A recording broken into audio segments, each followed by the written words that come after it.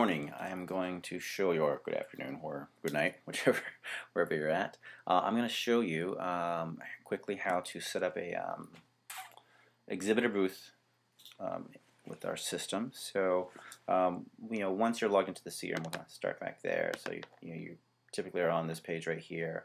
You're going to go up to the events. You're going to go to manage events, and then the exhibitor module is always done after you've set up the majority of like your registration types, that sort of stuff. And this is when, after you've done those, then you configure the rest. So we know which event we want to use, which is this North American thingy. So we're inside here, and then we come down here to the options and go to Exhibitor Booth Manager. And then inside here, we're going to start by using the Graphics Booth Manager. This is what uploads the floor plan. So I've already gotten one of these uploaded, but I'll show you how to do this. So you click on that, and then you give it a name.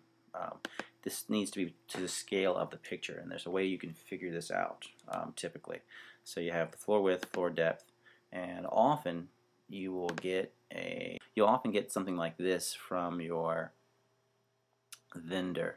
So what you want to do is, or from the exhibitor, so you get this, and then you can just count. Like you can just say, this is our 10-foot booths, right?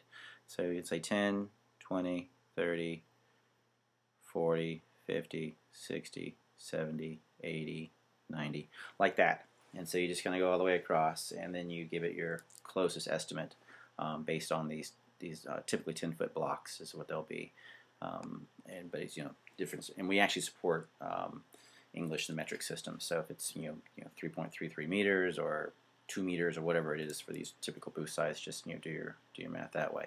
Generally, though, you should actually get this how big of the height and width are in feet or meters from your exhibitor, not your exhibition hall. Okay, so once you have those two numbers, then you put those there, width and depth, and the name, a description for your image, and then you just browse to that image on your hard drive, and that's it. You upload it, and then it'll show up in here. Okay. Now, as you're adding these booths, very important that you're very, very thorough about this. So here I've already added a few. We're going to go ahead and add another one. So this is the ID. And you can give it whatever IDs that you want. Otherwise, it will just automatically increment. Okay, the width and height defaults to 20. So we'll go ahead and put another 10-foot booth inside here. And the fee, put 1,500. Description. Booth. You don't have to give a description; it's just better. Okay, so click it. Okay, and it's always going to put it in this top left-hand corner. Okay. Add it, kind of get it where you want it. Back, a little bit over. Okay, there we go. And then save floor plan. Okay, and you actually want to save it on a real regular basis. So, because whenever you zoom and that sort of stuff, if you haven't saved, then you really want to save first. That's all. So you can see we went automatically. It just incremented it up by 1. So this allows you to quickly add more. So we'll just add a few more. Now you can see down to 12. Add another booth. 12.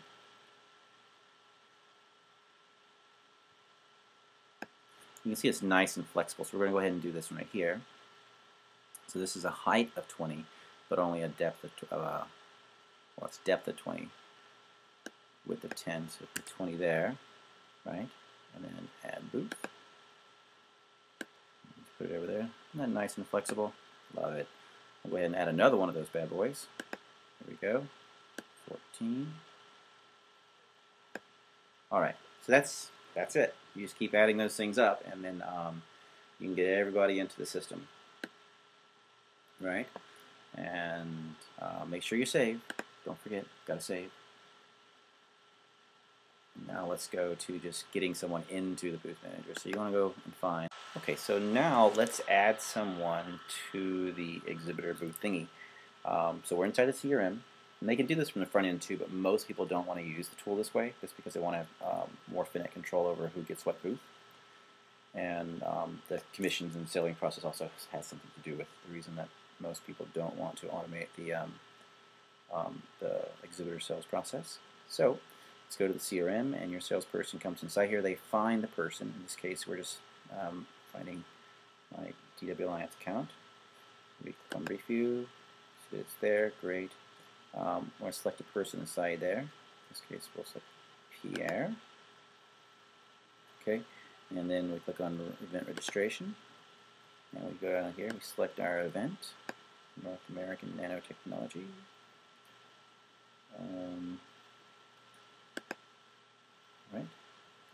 We keep things simple, so we just select a free registration. We come over here and select a booth. Voila. You can see it has a height and depth of these various booths inside here. We get one of those ones we did in the last. We'll probably one of those long ones. We'll go ahead and update the price since we didn't update it before. See how easy that is. Need that. Billing. We're going to need to be a paid order. So we're going to use checks because that's the easiest way for us to do a demo. That. And send email confirmation to customers. Submit. And then we're going to do that because we don't need to do that right now. So there's that. So now he's in here. So let's go ahead and have a look at that. And show you how that works. Just click on the floor plan. Alright. Now you can see that this was no longer blue. It's actually red. And it gives you the name of the company. If they had a logo and stuff, it would show it there, but they don't have one uploaded. These guys do, right? So you can see there's events marketing. Scroll it up a little bit. See their logo, blur about them. And all this is configured from within the CRM. So you just go over here. You'd select the company. You would do to get the logo inside there. You just do this upload an image. Use that tool. That's the logo there. And then to get their blurb inside there, you just come down here to blurb, booth manager, and add your blurb there. And then when you save it all, it'll show up inside or outside on the web. That's it. That's how easy it is to use. And if you have questions, please contact us at support@dwalliance.com.